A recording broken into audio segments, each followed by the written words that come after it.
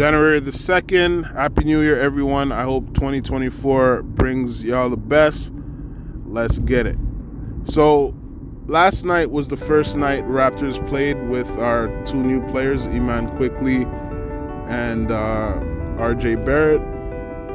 And before watching the game, I felt like the trade was just the beginning. I felt like there could be more trades coming down. But after watching the game last night, you know, if we could continue on like that, and I know people will be like, you know, it wasn't the greatest. We played a depleted Cleveland Cavaliers team and just barely beat them. But it's not about that. You have to remember, we got a new coach, all right?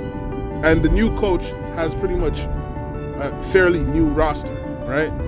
Two new guys in the starting lineup. So you got to keep that in mind when you watch games like that, right? You want to give it at least a good 10 games to be able to make a fair assessment. But based off of what I've seen, based off of the little bit I've seen, I've changed my opinion, and I feel like the Raptors, I feel like Masai really made an excellent move, right? And he addressed a lot of concerns with one trade that a lot of people didn't really see on the ticket.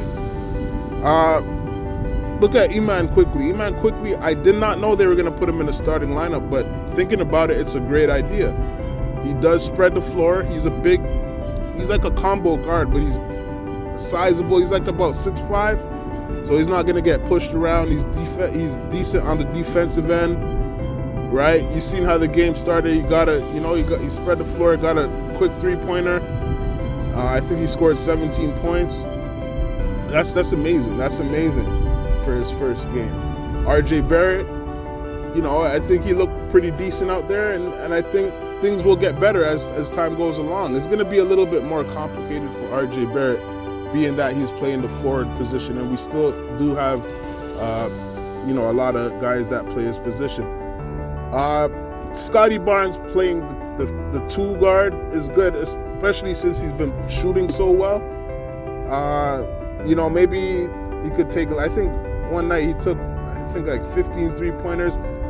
I would like the three-pointers to maybe come down a little bit, but the fact that Scotty's pretty efficient from the three-point line is going to be key for him and Siakam to be able to play together. Siakam also hit 3 three-pointers in the first quarter, and it's not about him hitting the threes. It's how he looks. It's how he looks on the court, how he looks while he's setting up his shot. And when he releases the shot, it just looks good. He looks like he's in a better place right now. I'm thinking like 2019 when I was watching Pascal Siakam. And again, it's not about the numbers, but it's about the fact that he looks more confident, right? And maybe he feels like this roster can be competitive. I don't know. I don't know what it could be. It could be a lot of different things. But if what I seen from Pascal Siakam last night can continue, I do think that the Raptors will probably keep this squad the way it is and just do little twerks, maybe get a pick, maybe sign somebody or whatever. But I think this might be the core. I do. And a lot of it depends on Grady Dick developing too. So we'll see how much more he could step up this year before the year's done. But to keep it simple, I'm really happy about this trade, and I think the Raptors are gonna do some damage. Maybe not this year, but years to come.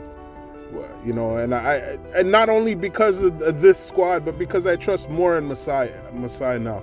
Looking at this move, the fact that he addressed so many things with one trade, and the fact that he made the trade, you know, I just think Masai is definitely, he's genius. He's genius. He's probably one of the best that ever did it, man.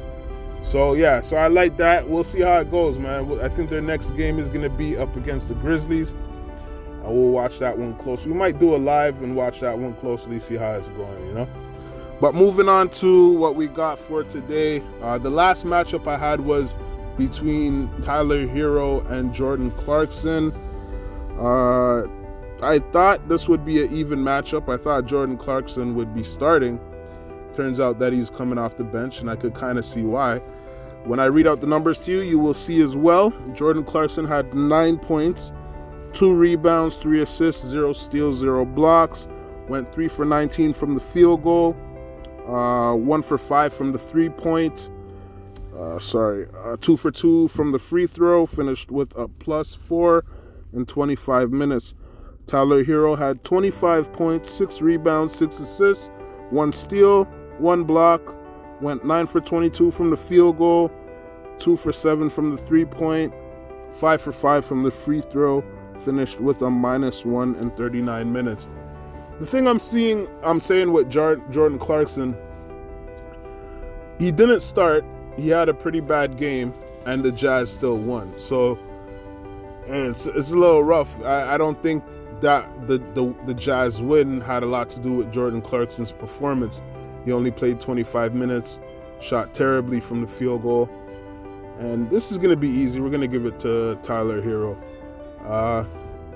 But we'll see. We'll see as time goes along what's going on with Jordan Clarkson.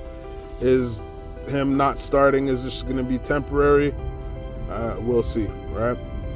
But moving on to today, the matchup. Actually, no, I'm just going to go with my pick. My pick I got is the Chicago Bulls plus 10.5. We'll see how that game goes. We're going to leave it at that, and we will catch y'all tomorrow. Y'all have a good day.